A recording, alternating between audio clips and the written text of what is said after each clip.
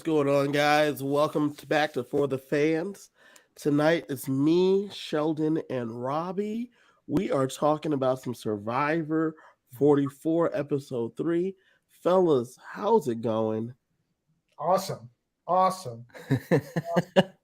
Yeah, a little shaky based on the people I drafted. Every episode, I feel like I'm about to lose another one of them, and I doubt my judgment. I lost one last episode. I wasn't here to break down that episode, but I guess episode 2 I'm referring to, but in episode 3, shaky episode. It was a shaky episode for sure. It's been a few shaky episodes for me in terms of the people leaving. That doesn't make it bad TV, though. So yeah, fair. The two people who just left, but who saw that coming?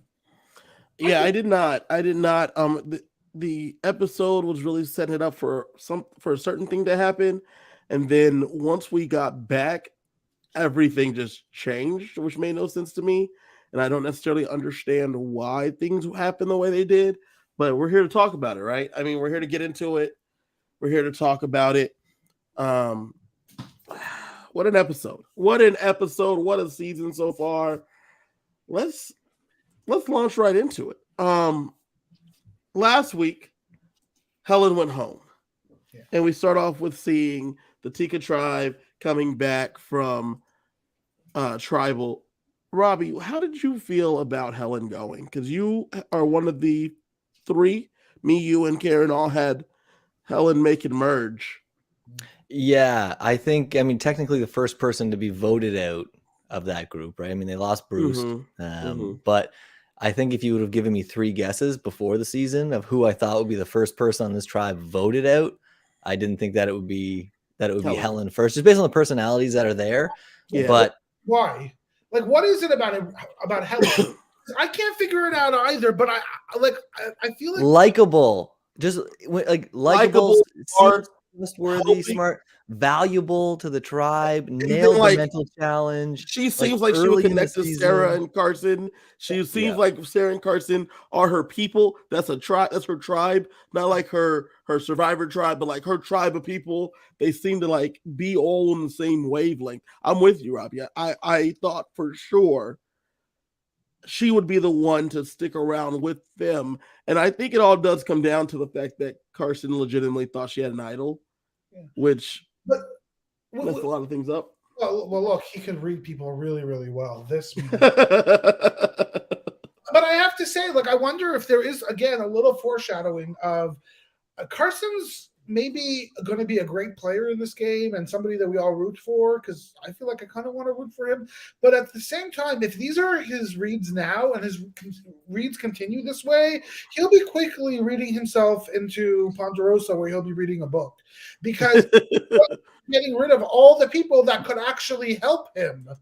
Well, and he's getting rid. I mean, it was only one vote at that time, but he got rid of somebody who you could have used as a meat shield later on. That's a big brain and a likable personality in Helen, right? So coming into this, it was really interesting to see them come back and to see Carson basically set himself apart as being now the most likable. Like, it almost took the likability of Helen and just absorbed it. It's like, all right, now everybody likes me. I saved some folks. And even, stabbing Sarah in the back and then going up and trying to make up for it a little bit. But we did get a great confessional from Sarah basically stating that she sees it. Yeah. And, the fact that everyone likes him and that he just did a really sly play in the middle move, but everyone seems to like him. So this is one thing I want to say before you get in there, Sheldon. Yeah. Sarah, they come back and they are all like, hey, Sarah, sorry. I don't know why Sarah just didn't say, I voted Helen too. Yes. Yeah. Because Jeff read 3 votes and Helen was blindsided. But if she's like, I voted Helen also, Jeff's not going to read her vote. Jeff doesn't say we're out of votes. Jeff doesn't say anything of that nature. She was hiding the fact that she didn't have a vote. But she couldn't hide that. Carson knew who she was voting. Like that's the problem. She couldn't go and say, oh yeah, I heard the plan, when the whole day she's talking to Helen and Carson and there was no other plan, right? So that's, I think, the difficulty. And to be honest, I actually love the way she behaved. She behaved exactly like she's supposed to have behaved. She came back with a big smile on her face, put her pride at the door. But you know, I have to say that you know, we saw that confessional, as you said, Robbie, about Sarah basically saying, "Look how good of a position Carson is in." And before the vote, you saw Jam and oh god, what's his name? What's her name? Carolyn basically say, "Can we trust him? He's has good relationships with everybody." So the fact that everybody is aware of his threat level, especially the tribe of 4. Yeah. Isn't anywhere to hide, doesn't actually put Carson in a really good position. So to be honest, I assume he needs a swap, and he needs a swap quickly. And there are no swaps in the new era. Well, we're gonna have a tribe of 1 very, very soon. Yeah, I feel like they're building him up for something. I doubt they're building him up this early because he's the winner or some big finale beast. But I do get the impression that he's going to be one of these epic tribals, one of these epic moments. Carson is going to be one of the players that I don't think comes out on the right side. And all of these kind of confessionals and moments of building him up as this powerful player will make those moments even more powerful. When holy crap, this guy was in a great spot, and look. Even he can get got, then who can't, right? So yeah, well, I think you're right, because like they have him come back. He talks initially. Sarah says, "Hey man," like we were talking about. Sarah's like, "Hey, even I like him, and he just did me wrong." Right? He's now feeling good with Carolyn. He's now feeling good with Jam. It's setting them up as the pride before the fall. I think you're correct on that one. I was just a quick thought about this. I also kind of think I saw a stat today that Sarah has one of the most confessional numbers of anybody on the cast, which surprised me because it doesn't feel that way. But as I reflected over the last 3 episodes, she got a lot of confessionals. So, you know, I'm wondering, is this Michelle Fitzgerald? Like, are we seeing something like that's starting to happen here? Or even an Erica that she's going to, like, she's around, she gets a confessional, she's doing things. And, you know, and the other piece I'll say, I would not be surprised in terms of Robbie, what you said, that they're setting up Carson for a fall. I think the best medicine, the best thing is that fall comes at the hands of Carolyn, because it is somebody that he is completely taking for granted, completely doesn't see her worth in terms of strategic gameplay. And if she gets him, I'll be happy. That's an interesting feeling on that, because she doesn't seem that in tune to what's going on. She even talks about it right here in terms of her still having her idol and not having to play it because she had to put her whole life in Carson's hands, which is true. But I could see that. But doesn't that say like she has a really good read? Like this person that everybody I hear saying she said something about not liking people calling her a crackhead. This person that is so underestimated. And the truth is, you look at her and you're like, how is this person ever going to win? How is this person ever going to survive? And this is the classic tale of do not judge a book by its cover, because she might be Gabler. Well, and I think, there's a difference between someone's reactions to information and us assuming that because the reactions are, sometimes peculiar, that the information is wrong. Yeah, but just because her actions or her reactions are sometimes, unique, that doesn't mean that the information she's acting upon is wrong. And we saw that in episode 1, where she noticed right away that people were going around and talking, and like she was able to recognize that she was on the outs, and then she took action, approached a likable person like Helen, and basically said, "I'm here to play, use me, include me."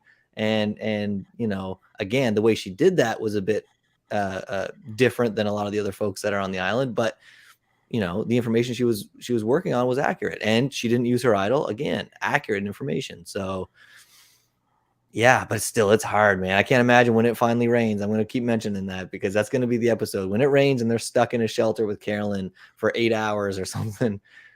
I think that'll be make or break. I think that's out the window though.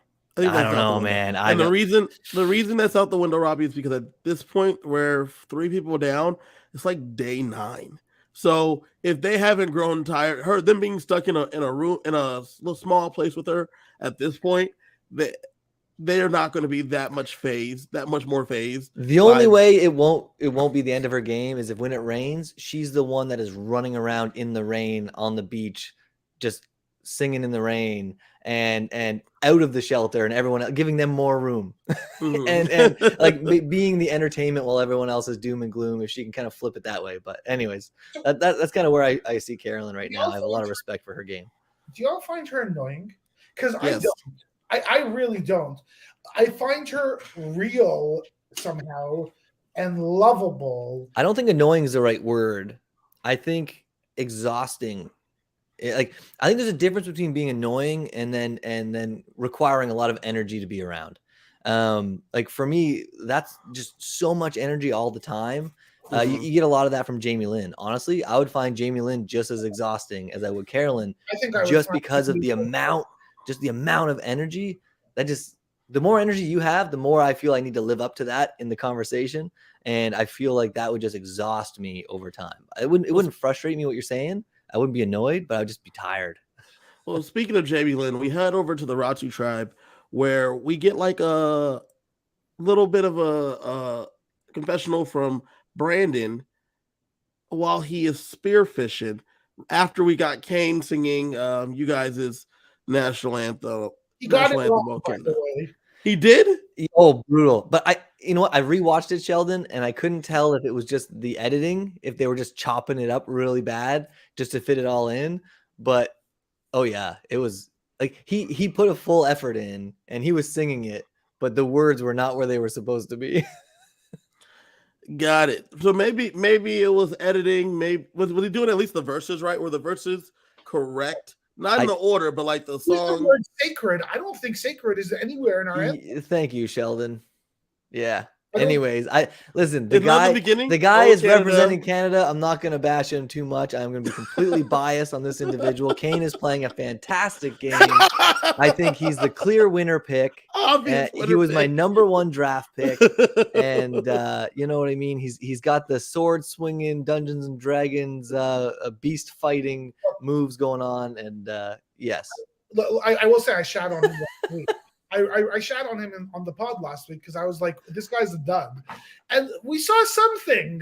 I don't know what we saw other than a nerd that sits in his basement and plays video games all day. And maybe that's going to help him go far in the game. But at least we saw something interesting. Cool. So wait, so the first line is not "Oh Canada" or something sacred land or something? Native land. Oh, see, I think that's where he said it. That seems to be where he probably said it at.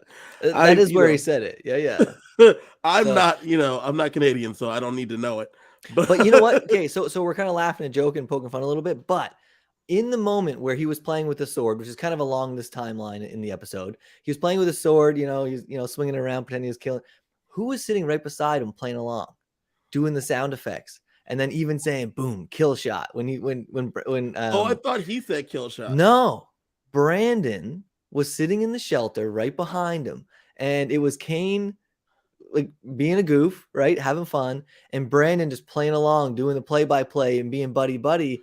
And those little moments right there, again, like clearly they don't hate each other, right? After the vote that they survived, it's a game, like yeah. Right. But again, he voted for him, and he's the only one that's there that voted for Brandon. But again, it's nice to see those moments where, like, all right, they're working together here, and we see it later in the episode too. Seeing that moment from Brandon and seeing him spearfishing and talking about that there's layers to himself as if he was an onion, I thought that was an interesting decision by the producers to include all of these fleshing out of who he was as a person.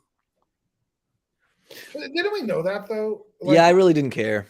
Like I don't mean I don't care, but I mean, didn't we know that in the sense that we know he's a physical guy, we know he does some security stuff, we know he's a football player, like we know these things, like we know he's not just a jock.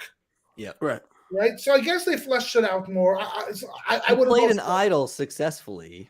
Yeah, well, that too, right? And But he I'm not gonna go found as it. far as you, Robbie, and say I don't care. No, I don't care about that. What I care about, I don't care he flies a helicopter. I don't care he plays a piano.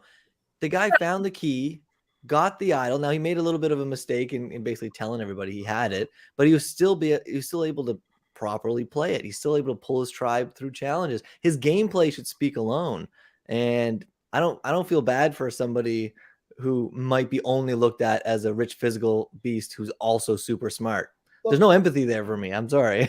Like, good for you that you're rich, athletic, and smart. Like, oh man, like I don't know if he's rich, but yeah, you know. I don't think he's rich either. Do you see the activities that he is doing in his highlights? He's got jetpacks on his feet and he's flying around the world doing all this crazy stuff. Yeah, flying planes and playing full-size pianos in his house.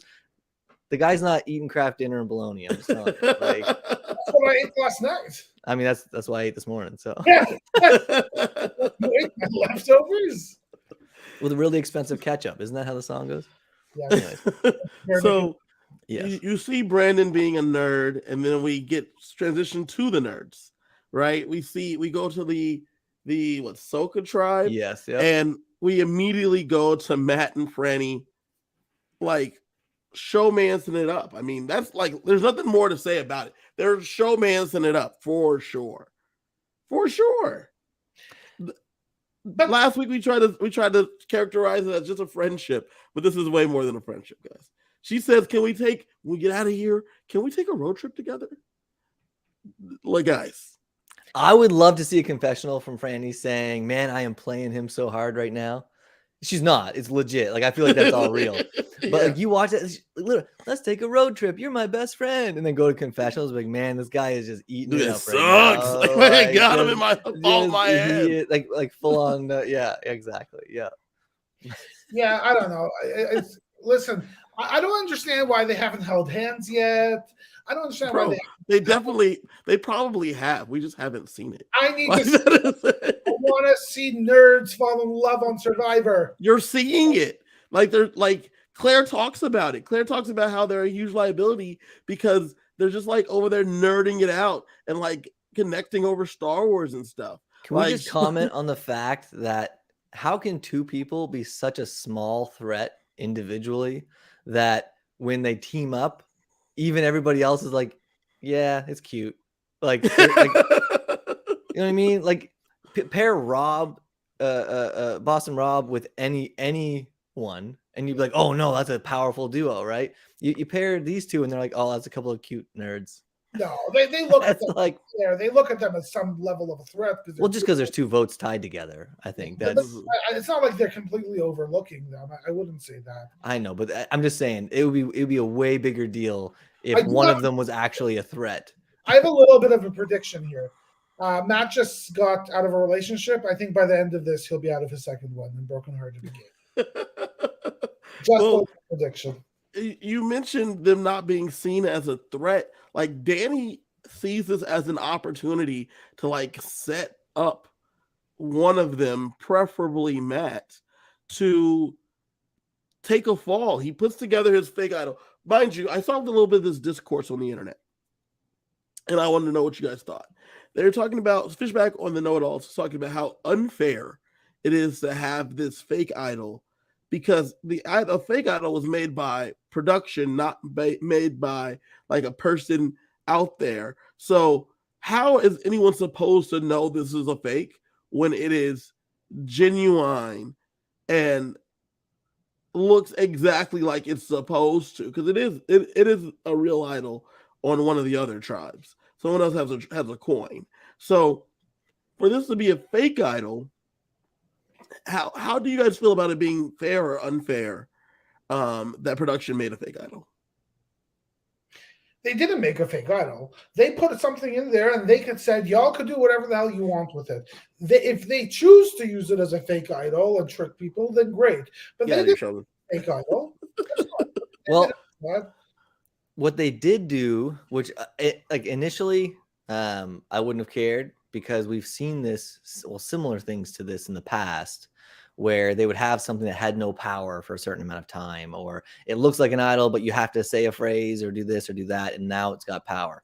But the difference is those notes weren't in pieces where it said, hey, you found an idol, it's legit, and then have like a little sticky note on the side of it that says, okay, not for real. So whereas these guys have an actual note, and that's the part that frustrated me a little bit. Not enough to actually complain about it, but now that you ask, I mean, really, they have the note that says, congratulations, you found an idol. That's the part that's not fair, because you could put that note with anything if you had to make it, but then they have to believe you made it. But when you compare that note with a production-made item, I'm fast forwarding a bit, but we see Danny make a beautiful idol and take his note, and it looks just like a production idol. Or Matthew, yeah. Oh, Matthew, sorry, I'm so confused with. There's 16 Matthews. Yeah, exactly. Yeah, but like, I don't disagree, Kevin. I think I don't disagree with what you're hearing. I think it's a bit. I don't know. Like, they might as well just put an idol in the game, and only like Jeff should talk to the camera and say what they don't know here is that that's actually a fake idol that they picked up. And when they play it, it's not going to work. It's a real production item with a real production note, and there's no way to physically tell that it's fake. And but again, I'm canceling my subscription. No, you're not. You're gonna watch Global every time. I don't want it. Yeah. But here's the thing, though. Exactly what Robbie's saying, Sheldon. Like if. Like when like you mentioned, Matthew later on makes a fake idol with the beads and he like puts it together. That takes some ingenuity and some work. In this situation, this is said, hey, we're just going to give you this thing that looks exactly like the thing that we're actually using, and you can use this for what you want. Yeah, and keep the real one. And then here's the note. I want to throw a caveat in here. Yes. Before we wind this up, please. Everything I just said goes out the window if production sends them to the island. Whoa, there goes a dog. If production sends them to the island or gives them a clue or whatever, and basically says there are in this game somewhere 3 pieces of an idol. And if you combine, like, basically if production somehow puts the information out there that says if you combine the 3 fakes, you get a real one. You know what I mean? Something like that, where all of a sudden, because they've done stuff like this before, where people have to work together, cross tribe, information goes, it outs people who are lying, stuff like that. I would like to see if, like, it's almost a way to redeem it. If there's a way for them to say, listen, because when you remember what they gave 1 piece of string and then 2 little medallions, right? Or two versions of medallions. And right when I saw those, I'm like, well, that goes well together. You could literally attach the 2 medallions to the string and make an idol. They all got different things, right? So, well, the thing is, though, the way it was that one tribe got a coin, and another tribe got the beads. The coin was the real idol; the beads were the fake one. Then another tribe got the beads as the real idol, and like let's say these AirPods as a fake one. Sure. So cool. And then the third tribe got the AirPods as a real one, and the coin as the fake one. Yeah. So it's just a circle. That they all have. 2 tribes have a coin, one's real, one's fake. 2 tribes have the beads, one's real, one's fake. And then same with the AirPods. Production trying to remember which. Well, who has what? Better be taking good notes. But isn't the redemption here the fact that the goal, like the power of an idol, yes, lies in its actual power and what it could do for you. But the real power is the knowledge of the idol. Right. And so when these people swap, or if they do swap, they merge, when they somehow comes together, the benefactor of understanding the fact that there are fake or non-fake, because there are 3 people, well, 2 people now left in the game, or 3 people left in the game that know that there is a fake and a real. Okay, which means they know some people have the real, right? So it's just the ability to trade that information that kind of gives it the redemption to me, which again, to me, kind of makes it more fair. But okay, I listened to Jeff's podcast last week, and last week he talked about advantages and challenges, or advantages and idols, and he said, like, you know, obviously you can attribute fake idols to Yao-Man, who created the first fake idol on Fiji. And he said, you know, we hadn't even thought of doing that. You don't see it be really effective until it tricks someone when Ozzy does it in Micronesia. And, you know, the effing stick is a terrible fake idol, but it had Jason believing it. Siska believed it. So production, wanting to be in on the action, has now decided to make their own fake idol, which unfortunately and undoubtedly looks a lot like the real idols, because they did it as like carbon copies of what they consider real idols. So of course I'm going to be tricked, because I have the note, like you were stating, Robbie. I have the parchment. I have the production looking idol. How Jeff explained to me how this is not a real idol. Well, and keep in mind too, all of the raw crafting materials. For some reason, I haven't kept track of this in a lot of seasons, but it used to be where it was very difficult to come across beads that you could actually keep. And you'd have to go find a shell on the beach that looked so pristine that would have to be manufactured. And that has to be in a real idol, because a shell that you just, spent 3 hours or 4 hours looking for it. But now they literally walk around, cut some beads off of this, cut some rope off of that, go to my water bottle, go to my torch. I'm A-okay with them having the ability, like the tools to make the fake idol. I'm good with that. But there was no challenge in it. Like he didn't have to paint anything or whittle anything or craft. He literally ripped a piece of pre-existing fabric, got pre-existing beads, and wrapped it up in a provided note. And it worked. It's effective. I'm talking about Matthew here.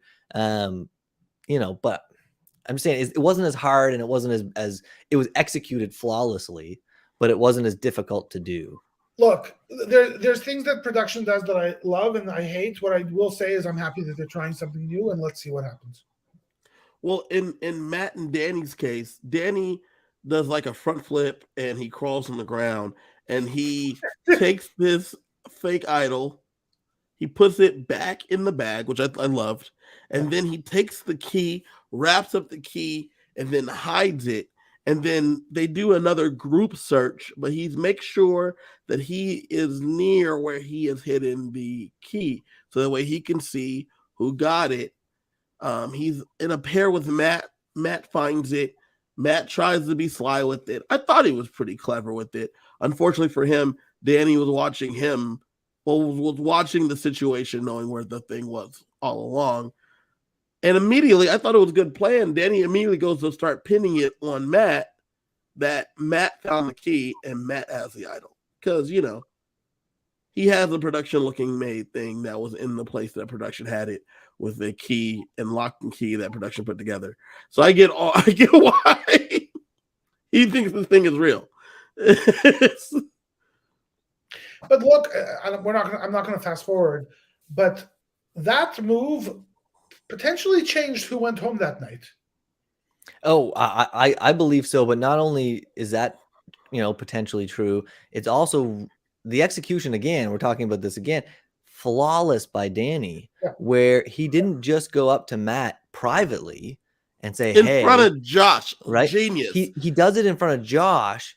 Which, if it was a real idol, I would say, well, maybe not, keep it between fewer people, but he knows it's fake and he's trying to move targets around, keep people's eyes off of him. But also, if I find something secret, right, an idol, an advantage, and the three of us and a bunch of other people are on the island, and Sheldon is the only one that comes up to me. And in my mind, Sheldon's the only one that says, "Listen, man, it's just between you and me. I saw you get it. Are you going to own up to it?" And I'm like, "Yeah, between you and I, we can know it." I want to get him off today. I want to get Sheldon voted out today so I can have this private again. But now if Sheldon comes up in front of you, Kevin, and says this, well, now I just got to be open with people, and I can't just go after Sheldon because, well, he knows, and who did you guys both tell? And so it almost protected Danny from Matt. It protected him from Matt, because by putting it out there, Jay now knows. You already know that Matt's going to tell Frenny to begin with. Yeah. So now 4 of us of the 6 of us now. From the jump, before we get into anything else. It was so well played. So well played. Can I ask you all a question? Because I agree that Danny played it all masterfully. However, is there a thing as too crafty? Like, is there a point where, Danny will have to go up to Josh and say, that thing that happened? I knew that was a fake idol. And final tribal. Yeah. That's where you go. Because immediately it goes immediately. Matt goes to play it. This is not a real idol. And then he's like, Everybody's shocked. And then he said, "You got out the birdcage. What happened? Someone has the real one." Danny's like, "I was there when he found the key. I have no idea who could have already done this." Danny has plausible deniability. And at that point, other people are gone, like the person that's going to be gone at the end of this episode. You easily just pin it on them. And Danny has plausible deniability because he was there when he was also looking when Matt found it. So there's no way it was Danny. Genius. Yeah. Yeah. No, yeah. Yeah. Now, to be fair, he's playing extremely hard. 100%. And, and we see this sometimes where people get away with this early on and they start believing their own legend. But then once you let a little bit of it slip out from confessionals into, in front of other people, you can't let people realize this, right? And I'm curious how long Danny can hold on to only keeping this in confessionals and with production before some of it slips out in a tribal or something where he feels like he's got to boast a little bit, and all of a sudden he's in trouble. I agree. I agree with that. Like Omar, was doing so well, and then all of a sudden, nope. Danny's flying too close to the sun, and it is definitely it's possibly going to get him clipped, going to melt his wings. We will definitely see what happens there. But speaking of that, we go back of the fake idols. We go back to the Ratu tribe. We see the plant daddy and plant lady, Jamie and Matthew, as they go around. And I loved this. We see them going around and finding plants, or eating earthworms first, and then they're looking for more earthworms.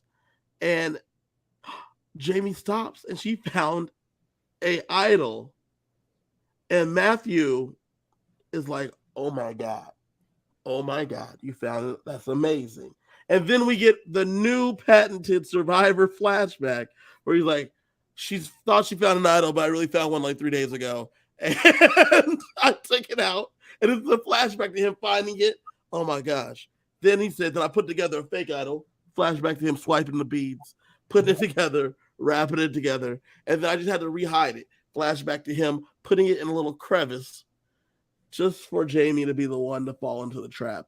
I love that editing technique that they've been doing lately because it's giving you what you want, but it's also Tarantinoing it and bringing it back so that way you can see how we got there. Well, the thing though is like, just from a storytelling perspective, there was no need for us to know that until last night. Like, there's no need for it. Last night was the only night it made sense. So like, I love it, the fact that they're not filling up our already lax 42 minutes of time with stuff I don't actually need to know that episode, just because it happened sequentially in time. I love it. Great move. Yeah, and the fact is too, she didn't just happen to find it. He literally said, "Hey, look over there. That looks like mud. Let's go dig in that mud." And then he stands there and watches her walk over to the mud. Oh gosh. And how much do you want to bet? How much do you want to bet he made the mud?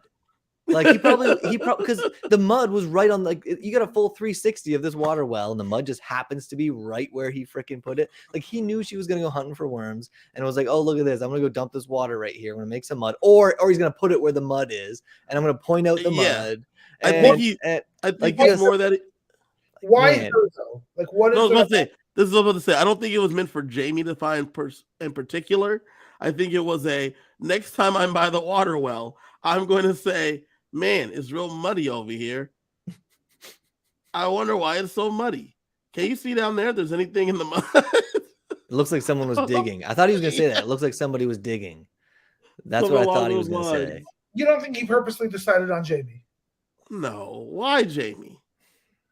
I don't know. I'm actually wondering. I have no idea. Bloodlust. No. He's like, "Oh, look, I have an opportunity of somebody who's running around, and I could do this, and it would make good TV, and I'm on Survivor. I got to do this." But you know what? I will say there's a value in giving a hidden fake idol or whatever, a fake immunity idol, to somebody who's a big threat who later on in the game is really going to mess them over.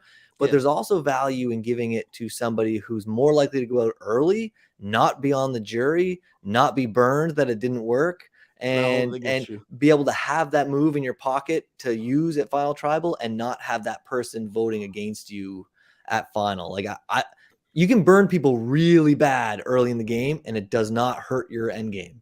You got to be really, really smart and really forward-looking to do that. Well, that's the thing. As Don said in the chat, Matthew is great at coming across as a knowing, and the whole time he be knowing, and that's the truth. He be knowing. He knew it was going to be there. He knew what he was doing with that. He knew that he was setting her up, and he's doing a real good job of acting surprised. And oh my gosh, I'm so happy for you and for us. Wink at the camera. But when he votes Jamie Lynn out eventually, if he does, then that will be one of the most villainous setups ever. Because when she even played her shot in the dark, he was the one that celebrated her at Tribal, at back at camp, celebrated her making history, was like buddying up to her. He played his as well, hiding behind her. And like he's been just building her up this whole time, and then giving her this fake idol and celebrating with her again, just bonding and bonding and bonding. And then, all of a sudden the floor is going to fall out from under her if he doesn't, bring her to the end kind of deal. Well, he said that he's not here to play a good game. He's here to win the game. And he's willing to do anything to get there. And so I think Matthew is shaping himself up to be a top tier character in Survivor, or at least attempting to. Character, yeah. Player, we'll see. I think he's trying to submit himself as one, as a top 10 player. But at this point, we get to the challenge. The challenge is. Sorry, I just want to.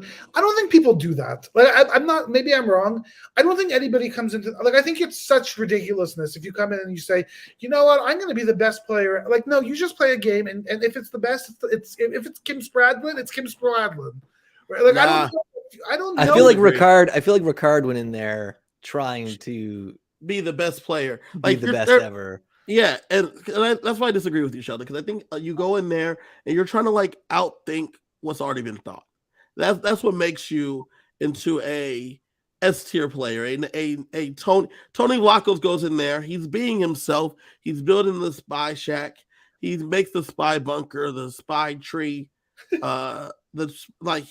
He's out there doing things that are unconventional to make himself a top tier player.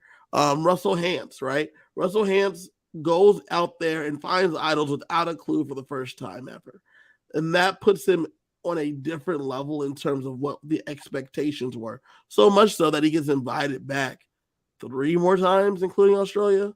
Yeah. Like, that's what sometimes people set out to show that they are the best and that their way is going to work, with them thinking outside the box and being innovative.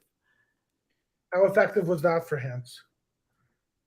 Okay, it wasn't effective for Hantz. I get that. Well, I mean, he got on the show multiple times, multiple opportunities. Now, what did he do with his opportunities? I mean, that's history. But, you could ask anybody who's only been on the show once and any first boot who never got brought back, would they like to come back 3 more times? And I bet you a lot of them would say yes. Yeah. And on top of that, I mean, you said what's it done for him? He got to the end twice. I bet you a lot of them would say no too, though. It's really hard to go on Survivor. Like you're psychologically traumatized every single time. Like it's a big deal. I don't know. I don't know. You gotta pay the freight, I guess. You're right. Some people don't want to do that. I don't know if I would want to go. Then don't sign up. Don't try to. Don't try to. Well, one of the reasons why I wouldn't want to go on is because of these darn challenges. We get to the challenge, and fine, you're not a woman. You're good. And we have the people sitting out. We see that the challenge is a thing where you got to do the spinny thing on the corkscrew, and then you got to push a heavy thing, and then you got to get out the water and do a puzzle where you have to make all the colors not be the same on not repeat on either side. Immediately Jeff is like, basically, who's sitting out with Claire? And Claire's like, you know where I'm going. But I love what Claire says here. She says, I'm out here trying to do what's best for the tribe. I'm trying to do what's best for the team. If no one else wants to sit out, then I'm gonna sit out. Like, that's kind of it. And And I say that because I know that in competitions and games, if someone's like, no one's trying to sit out, I'll happily sit out because I'm not going to trip about it. I don't need the glory personally. And I feel like Claire is very similar. Within reason. Explain. Yeah, I don't know. Listen, like, it bit her in the ass. I'm sorry, because one of the things that to me is really clear in all of these games is you do not want to give somebody an excuse to vote you out, not a reason. But this is the thing, though. Before we get into it, Sheldon, Robbie, why? What do you mean by in reason? Well, the thing is if for a given challenge you can say that's not my skill set, I won't contribute as much as anybody else on this tribe for this challenge, then I understand saying, listen, we as a tribe for this particular challenge is sequential balancing beams or whatever it is. Like, I suck at balance. I'm not going to be able to do that particular part, but the rest of it I could crush, but I'm going to pull us behind on this part. Let me sit out for this one and I'll come hard at it tomorrow. That's one thing. But having not played the first, the second, the third, never having had contributed in any immunity challenge, at what point do you say, okay, I need to at least show that I can contribute in some portion of this game to help the tribe? And maybe 3, you know what, if they would have won, we wouldn't even be talking about it. And it's not the end of the world. They would have said, you know what, high five, Claire. Thank you for speaking up. Thank you for sitting out. You gave us a chance to win. You're a loyal ally and all this stuff. And it would have been great. But again, that's a risk that you shouldn't take consecutively. It's just an easy excuse, especially with her. It's not like she's a 95-year-old person with carpal tunnel syndrome and a hunchback. Like she's a fully formed, capable person that could go do every single part of every single challenge. So I don't get the why sit her out. Because someone has to sit out. And if you sit out Franny, sit out Matt. If Matt and Franny felt more confident in doing it, she was not stepping in anybody's way to do it instead. And that's the thing, like you just said, Robbie, we won the first 2 with this same strategy. Why change what we're doing just so someone else can get reps? And that right there is probably they probably knew going in. Obviously, they probably talked about at camp who's going to sit out today, depending on what type of challenge it is. And they've probably said, listen, we have a system. It's working. Why mess with the system? But that's when somebody who's actually playing the long game should say, like, give me listen, guys, it took me years to get on this show. I haven't had a chance to play. Like, I will bust my ass so hard that you won't regret putting me in there. I feel her because I'm like, dude, bet. Like, I like what you're saying. Everything's working. You're right. I'm not going to jump out there and say, give me a chance. It's because I don't necessarily feel like I need a chance because you're right. It's working. Robbie, your kid plays hockey, right? Your kid plays goalie, correct? It's not like game 3. They're like, listen, we got to put in this other kid because Robbie's kid's been crushing it, and we've been winning games. So we just need to put in another kid to see if he can get the job done. Completely. It's like, nah, we gonna keep him on the bench because Robbie's kid is crushing it. Why we gonna change things? Because it's not a team game; it's an individual game, and it's just an easy excuse to vote them off the bench. It's very easy. I just want to say one point. I want to bring up our good friend Kylie here. She wanted us to talk about this, so I'll do it for her. Kylie says the new era of Survivor is flawed. I love you guys. And here, the second part was for us. It wasn't for the people. But I want to be clear. This is why I found this graphic earlier on today. Oh God, it's not working. Anyways, I found this one. I put it in the wrong spot. I found this wonderful graphic that very simply showed since season 40 of Survivor, or 41, I guess, since the new era of Survivor, there has been a total of how many women do you think voted out pre-merge? Any guesses? If anybody said 15, that you would be correct. How many men voted out pre-merge? If anybody would say 8, you would be correct. It's 2-1. Okay? Fundamentally, Kylie's argument is as follows.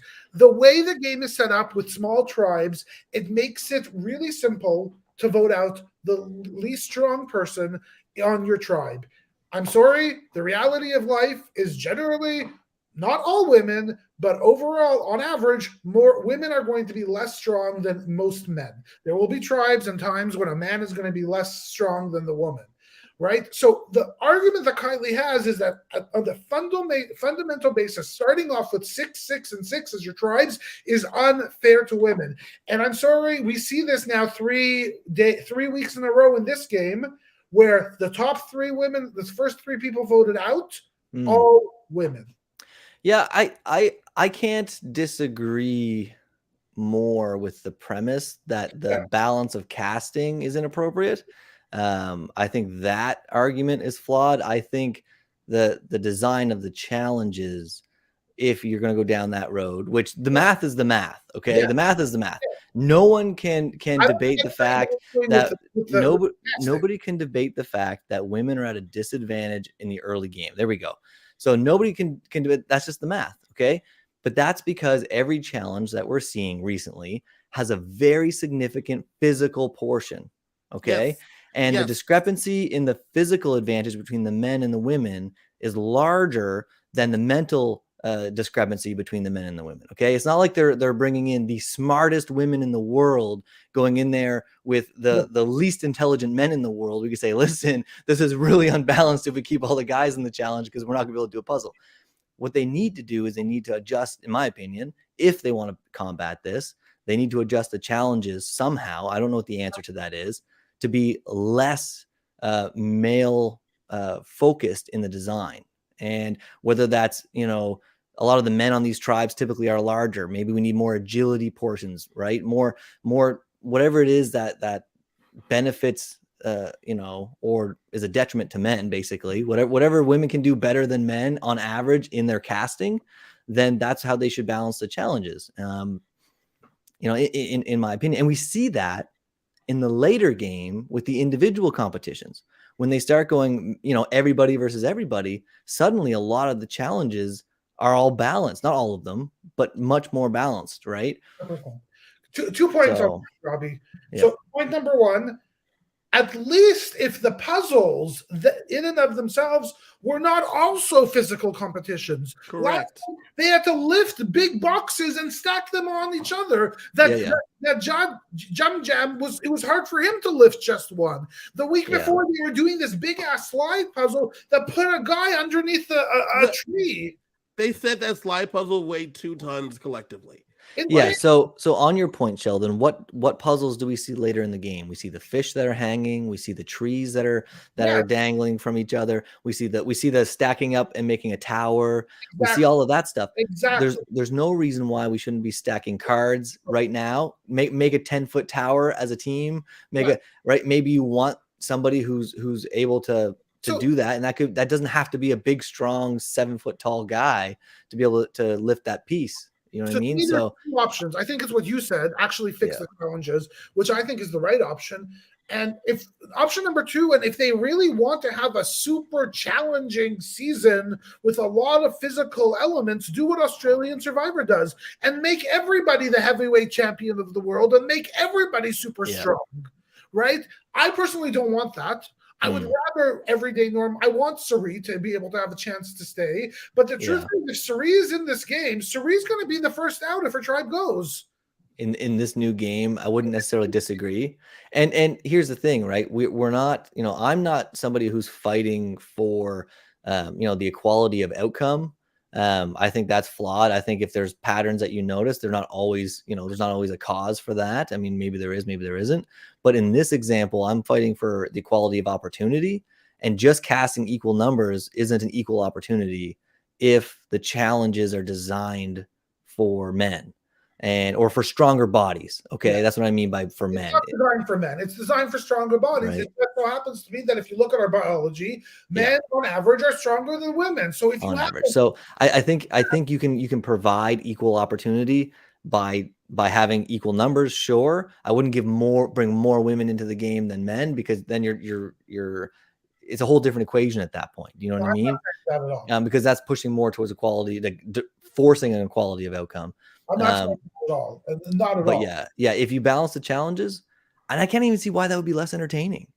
Like, why? Why would having more representation be less entertaining somehow? Because in the right? new age of Survivor, you have to fight for everything. Right. I enjoyed seeing Helen in episode 1 crush that puzzle in like 15 seconds. Yep. Helen, if you gave her an entire day, couldn't have done that stacking the blocks puzzle.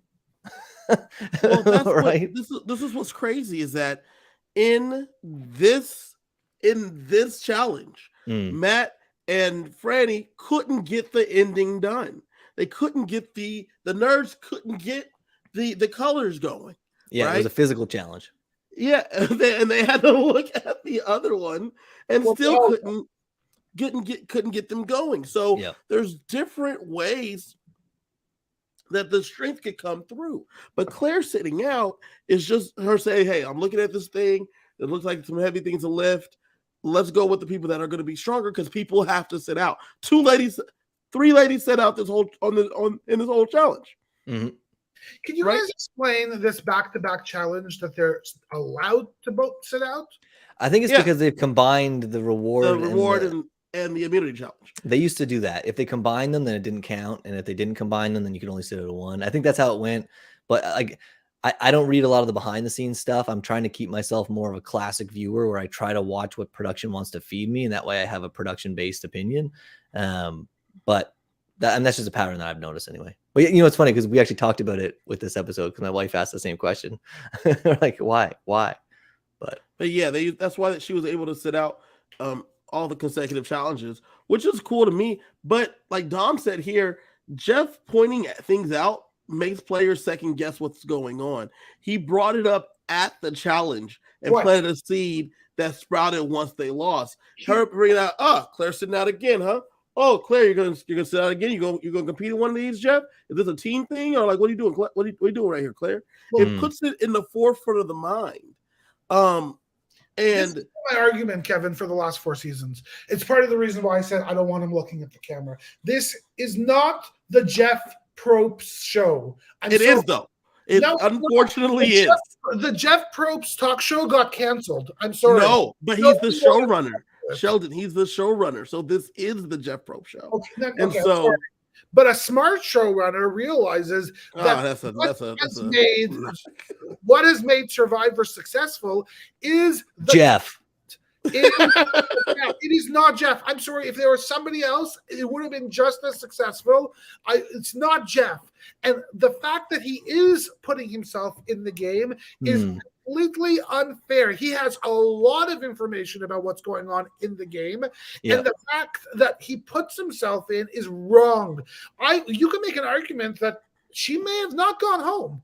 If he didn't point it out 2 challenges in a row. Well, this is what's wild is that tribal. What's wild is that they allow them to look and they cheat, and it's fine. It's not really cheating. The puzzle stayed up. They looked at the puzzle. The 2 tribes won. Soka goes for the first time. They go to tribal. Because Tika got it and Ratu got it. So now we got to figure out who's going home. I don't know why we didn't talk about the fact that Matt and Franny biffed the puzzle. I don't know why that wasn't more of a thing. Why did we, if we're talking about what happened in the challenge and we're going to put it on someone that didn't even participate in the challenge, why didn't we talk about the fact that Matt couldn't get the challenge done? And he doesn't have a vote. Well, very simply, the only argument we got is that he has an idol. They won 2 with them. They lost this one with them. Okay. So they won 2, they lost 1. And I wouldn't say that it was a blowout. Now, I feel like if the puzzle had taken a lot longer, I get the impression that was like a 5-minute freaking puzzle. Like I feel like one tribe nailed it. And then the other tribe copied it and it was over pretty damn quick. I didn't get the impression that there was a lot of time where they stepped back, put their hands on their knees because they were exhausted and looked at it for a few minutes, took it all down, put it all back up again. There was not a lot of that. It was basically, we got 2 or 3 blocks up. Let's flip a couple and now it's over.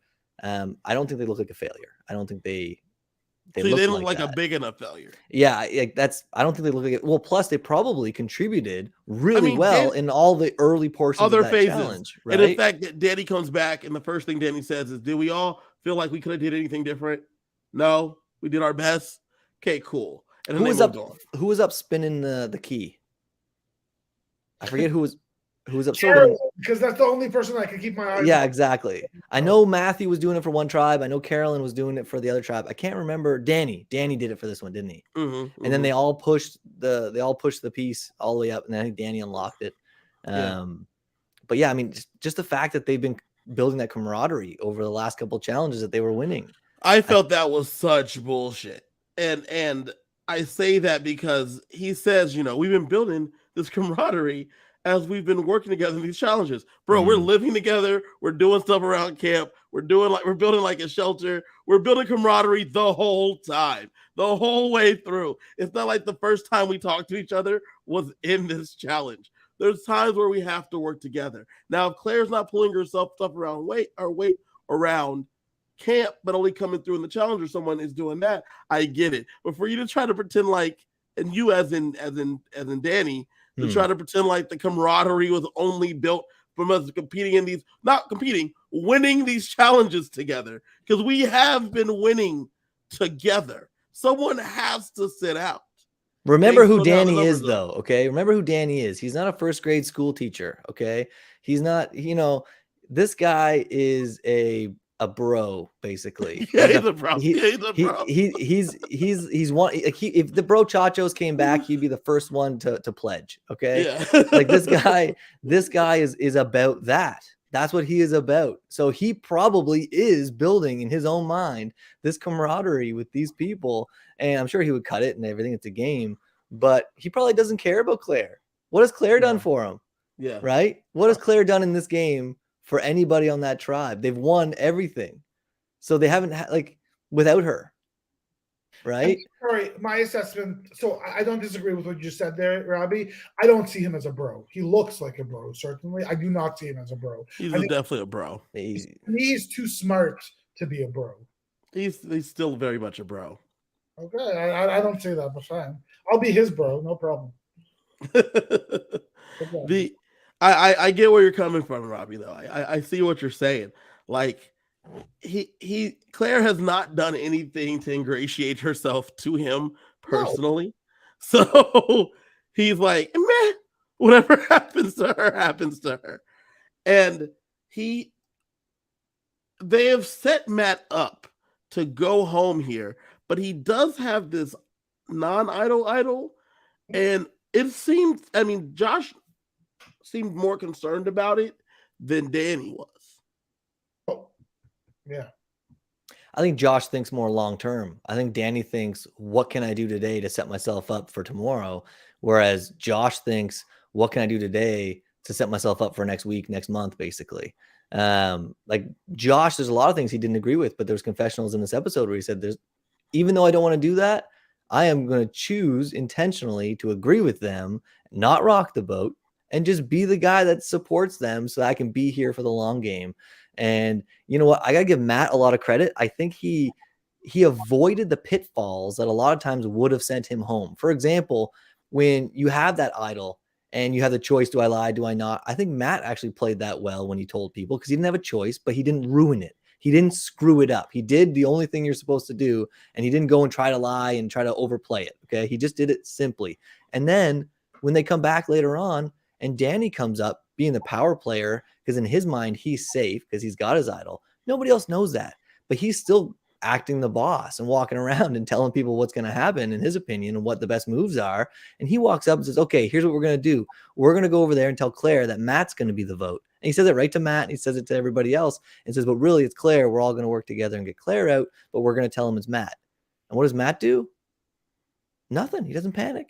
He stays calm. Says, sounds good. That's a good plan. Now he has other options, but he doesn't start freaking out like a lot of other people do in previous seasons when they say, whoa, why is my name out there? What if they have an idol? How do you know they don't have an idol? Like, well, I've got an idol, so I guess I know she's safe, but what if she plays her shot in the dark? Should we split the vote? Should we do no panic, just stays calm, rolls with it, doesn't shoot himself in the foot when he has a plan in front of him that might work. So again, he didn't make the vote happen, but he didn't screw it up. And that, honestly, I think you should give credit for that.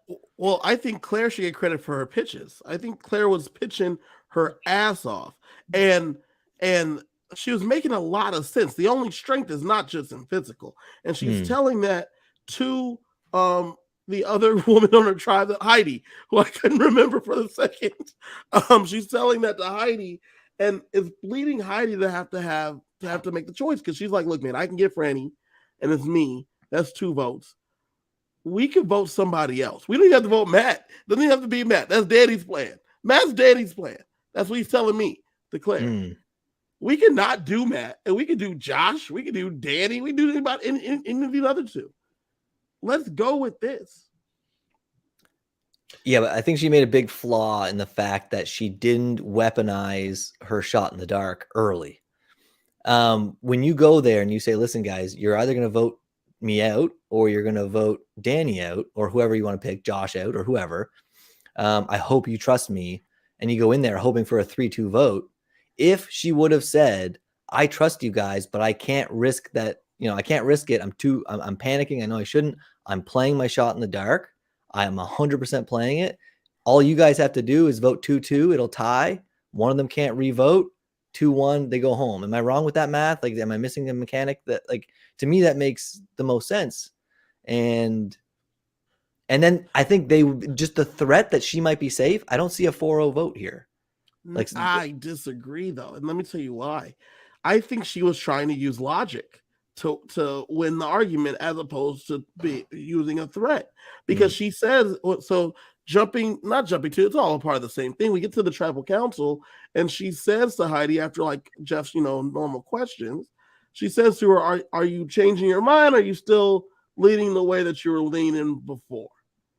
Because obviously she was trying to appeal to her better logic and say, let's the 3 of us vote together. That's all it's going to take take care of one of these things. And then she used the shot in the dark. She weaponized it when she had to use it, but she didn't want to use it there. She wanted to use logic and reason to make it happen. Yeah, I just don't see using your shot in the dark without telling anybody ahead of time is almost a waste, because there's far more power in the fear and the paranoia of the thought of you using it when you say you're going to use it than there is in the 1 in 6 chance of it working. I think the fact that the rest of them would say, well, oh crap, what if she hits? What if she hits? Well, let's cast 1 vote somewhere else. Well, who are you going to cast that vote on? Like, so I now you 100% start talking agree with you. Other names. Yeah, I feel like anybody in this game or in this show, whoever uses their shot in the dark without weaponizing it, unless it happens at tribal, and all of a sudden you're like, oh crap, I'm screwed here. I think at tribals though, when you got to activate it, it's not before, because you try to use the logic key. I say to Heidi, so are you thinking leaning about the way you were leaning before? And then she's like, yeah. And then I think so. Then Jeff says it sounds like code of language. And then that's when I say, well, based on the code, I'm going to be using my shot in the dark tonight. Yeah, but you need time. Because then how do people debate who to vote for now? You know what they all do? They basically just clench up, white knuckle it, and go in there and hope for the best. Very rarely are somebody going to actually stand up and walk away. I also think that we always underestimate the fact that time moves very fast, even if it's slow at tribal council. And it's not like it could be she went up there and said, holy crap, I really need to use this now. Right? Like it's very easy for us to be, next day quarterback or whatever that term is. Monday morning quarterbacking, yeah. It's very easy to do that. But she's in that moment. She's looking at Heidi. She says in this coded language, and then she goes there and she's like, Heidi wasn't telling me the truth. But Sheldon, when she knew she was going to use it, the moment she knew she was going to use it was on the beach when she was sitting beside Heidi, and she looked at Heidi and just said, full assumption in her mind, like totally assuming Heidi was about to agree, just saying it's easy. Like, we have your vote. It's fine. Like, you and I vote together. And then Heidi said, well, I'll have to think about it. And then you see Claire's face like, whoa. What do you have to think about? And she starts getting emotional right there. In that moment, she goes, oh crap, what am I going to do? There's no way in hell she didn't sit there. And one of the first thoughts that came into her mind, I bet you I'm using my freaking dice tonight. Yeah, look, on the list of options. So So, but it's possible she didn't make her decision until she walked up to that voting booth, the chessboard, which I really hope has some power inside of it. She still should have threatened it. I still think she should have threatened it, even if she didn't use it, because it makes them think. If you think you're screwed, you got to throw stuff out there to make everybody else think of any name but me, even if it's for a half hour, because you don't know. You don't want them to sit. You don't want them to sit agreeing at the shelter, all comfortable. But anyways, that's how I feel about that. Well, I was wondering if Sheldon hasn't gotten here on this Claire talk. What are your thoughts on the strategy she showed? I don't really have much to say. I think that I think we saw that it was all up to Heidi last night. Heidi made a choice that it wasn't to be with Claire, and then everybody went along. I think that's the story. I think Claire had nothing else she could do. And I will, again, go back to what I said in the first place, that I think she put a target on herself, and she created an excuse for people to vote her out, whereas it could have easily been Heidi. It could have easily been Matt or Franny and Matt, whatever their names are. I'll also just say one thing that's not about Claire, who, by the way, was one of my winner pick, like one of my top players. She was my winner pick. I shouted from the heavens. I had no problems with that. I have no problems with her going home. I mean, I don't like that she went home, but I have no problems having picked her. I don't regret a single second of it. She'll be back before Bruce gets back. Okay. I think she's got such a good personality, and I think Jeff did her dirty, in truth. What do y'all think about the fact that we finally met Josh?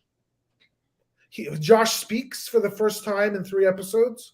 I think it's because Josh is going to have a big part later. I think that Josh is going to be around for the second half of the game. So I think it was let's show you these players that are going to be out of here, because that's their story. And then we're going to show you Josh, who might still win this thing. And one more thing I want to throw out here and get your guys' opinion on this. We've all played. I'm assuming we've all played. I haven't actually watched you guys play like online, minis, long games, stuff like that. When I'm in a scenario like this, I feel like it would make sense to go the Josh or the Danny vote here. And the reason for that is you're giving Claire a chance. And what happens is if you lose the next challenge, and it's because you voted somebody out to keep Claire in, like Claire is still there. Yeah. So for someone like Heidi or Franny right now, if they go next time, who's there now? You don't have your Claire there now. Do you know what I mean? And yes, obviously Franny and Matt have a thing going on, but now it's more strategic and it's less, quote unquote, obvious of voting out the least, contributing person in the challenges. Why do you even have to think that much? Like what? Like that's my problem with her giving an excuse, and any player giving an excuse to be. It's just too easy. Okay, and like nobody wants to complicate it. You want it to be as easy as possible. It's so clear she didn't participate. We've been participating. But are we voting out people that sit out? Like that's insane to me. Like someone has to sit out, bro. Yes. Someone has to. Everyone can't compete. Somebody has to sit out, but does not have to be the same person every time. How many times have you done one of these challenges or in a game where someone has to sit out and everyone wants to compete? Everyone wants to be a part of it. Bro, if someone's like, bro, I'm going to sit, I'm like, cool. I'm happy with them sitting. Yeah, but I vote them out if they lose. I'm sorry. Why? Because they weren't a part of you losing. But it doesn't matter. That's an easy vote. I think Robbie's right. I think Robbie's right that it wasn't an egregious enough loss that they then turned to Claire. If Matt and Franny, if they are taking 20 minutes or they got there first and then everyone was far behind them and they couldn't figure it out, I think Robbie's right. We're not going Claire here. We're going Franny or Matt because they were just so bad. Look at NECA, right? NECA last season ruined 2 challenges for them. Like, yeah, she's got to go. She should have really went the first challenge. But Cody and Jesse saved her. But if someone's egregiously going to make you lose, that's what you look to. Not the person that set out. The person that set out wasn't even a part of the thing. But Kevin, the point is nobody egregiously lost. So the next option is for you to say that she made it easy for them to choose. No, she was doing what was smart that had them winning the first 2 times. Like that's so like in Well, the and same situation. you're halfway to merge as well, right? I know it feels early because we're only episode 3. All right. But remember at the end of every season how far ago merge feels. Okay, like how you know what I mean? Like how much time it feels has passed. We're getting there pretty quick. And who do you want there with you? For me, I would love to have a Claire there with me. I don't know if I would. She's scary. All you need is votes, and you don't want competition threats, right? Like you want people who will vote with you and won't win competitions. Like the wildest thing, where you're a tribe of 2 people left. But even crazier though, who's going to sit down next? Who's sitting down next week? Heidi. Yeah. Oh, Heidi's going to sit out 2 weeks in a row, Sheldon. Apparently, that's a death now. No way. Heidi will not let that happen. No. Yeah. But that's the point. That would be a hard thing for Heidi to do. Okay, or Matt sits out, or Franny sits out. Like that's the point, though. Like if we got a Claire here, somebody's gonna sit out again anyway. We could have had Claire on the bench again. Like this is not the rest of us. And then Danny's over here saying that's a good point. Even if they kept Claire, they could have sat her again. Yes, and then Danny's sitting here saying, "What are we gonna do? We need people that are gonna help us win these challenges so we don't come back.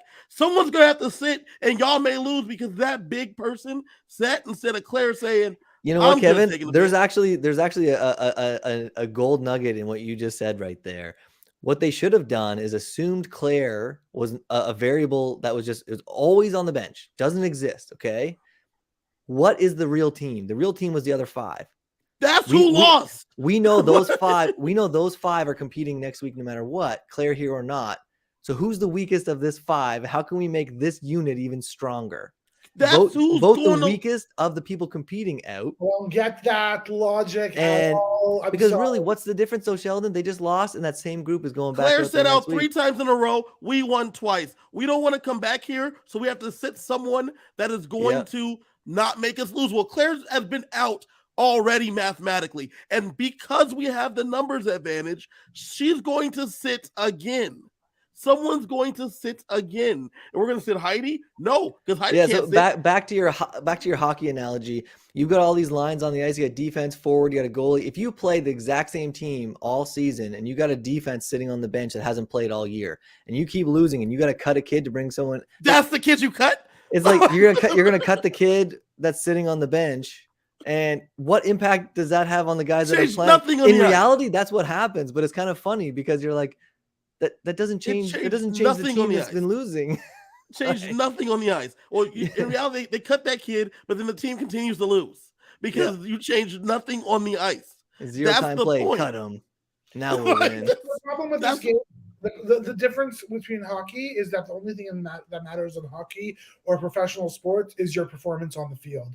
That's not Survivor. Your performance. No, but Sheldon, that's where you're wrong. That's where you're wrong. Because performance everywhere matters. Sheldon, let me tell you why you're wrong. Because you're correct that all that matters is the performance on the field, but that's what Danny was trying to say, and why they should cut Claire is because they didn't perform on the field. Well, let's cut Claire, the coach who was on the bench, should go home. Cut the cheerleader. Cut the cheerleader because the players couldn't score. So argument is that she can't even get on the field. So if we're keeping the people, let's keep the people that at least won 2 out of 3 challenges. The one that has done nothing. But the one we lost was due to us. So we need to make a change here. Because Claire someone has to sit out next week. And that's the only reason. Someone still has to sit next week. Okay. I don't agree with you, but okay. But that's the truth. Someone has to sit next week. So who sits? I don't know. Maybe Danny. It would have been Claire. It would have been Claire if she was still there. Like, we already know that. Like, I was saying, which is why I came in talking about Matt and Franny biffing it on the puzzle, because that was the variable. Claire is a non-entity in the equation of how we don't get back here. What I don't understand about this puzzle specifically, I can't believe we're back at the puzzle and the challenge. We hardly ever talk about challenges. That's all the episode was that puzzle, basically. But the thing is, this is a puzzle where Matt and Franny should not have been on the puzzle. Matt and Franny should have been yelling to them what to do off field as coaches, and the strong people doing the puzzle. You're probably right, but that's why we sent Claire home, because she was on the bench. And if we're going back and we're being off topic a little bit before we end this here, Matthew again showing the worst, I don't know, judgment since he climbed the rock. So I'm back on the Ratu tribe for 2 seconds here. Since he climbed the rock and fell and busted up his entire body and shoulder, why would you volunteer to be the one that climbs? Okay, two things you can't do with a bum shoulder, and I know this from experience. Okay, range of motion is painful and dangerous, and heavy lifting, painful and dangerous for your shoulder. Okay, he climbs up on there, reaches, spins the freaking key, jumps off, pushes the thing again. I did love when they get under there, the thing, and now he's doing my shoulder, digging. He goes, "Oh, my shoulder!" And what are we gonna do now that I busted my shoulder? Let me go lift these puzzle pieces up over my head repeatedly. What are you doing? Like, he's gonna get medevaced because he's too proud to sit out of a challenge like the brave Claire. Like the brave Claire. Yes. Like the all right. Thank you, guys. Hold on. No. 1 second. I just want to make one point that really stuck out to me. Robbie, I love you. So we had one moment in this episode with Franny after they came back from the challenge where she got really emotional. They all belonged to tribe. She was unhappy, and she said, "I need a second." She went into the water. She washed all the sand off of her. She looked emotionally distraught, but she came back and she started to fight. She started to play the game. Yeah. I have to tell you again, I'm very high on Franny's long-term success in this game, because the ability to go back home, know yourself enough to say, "I need 2 minutes. I'm going to walk away." That was perfect. That was perfect. I thought this is a sign of a potential winner. Again, another small thing. Every episode we see something from Franny that I'm like, this showmance will not get in her way. It will only help her because she's so smart, strong, and independent that she'll get down all the way. That's it. So wrapping up, Claire had Kylie, myself, Robbie, and Karen all had Claire making it to merge. I had Claire winning the whole thing. Unfortunately, she's gone tonight. Who did I have? I know I had 2 people, the leftovers. Please tell me I have Carolyn, please. No, someone drafted Carolyn, I thought. Based on the draft itself, I don't have the draft. I know that Kylie has the draft. What I did was, as we were going through, I was marking who we thought was going to make merge, who wasn't going to make merge. So far, I've lost from people I thought was going to make merge. Me and Robbie both thought Helen and Claire would make merge, and she did not. Robbie also had Maddie making merge, and she did not. Kylie and Karen had Bruce making merge, along with Helen and Claire. A lot of people on this podcast don't know what's going on. We're trying, though. We're trying. That's all you can do. We're unspoiled. We're doing the best we can based on what we're seeing from the little bit of interactions. And Claire's personality gets her to merge.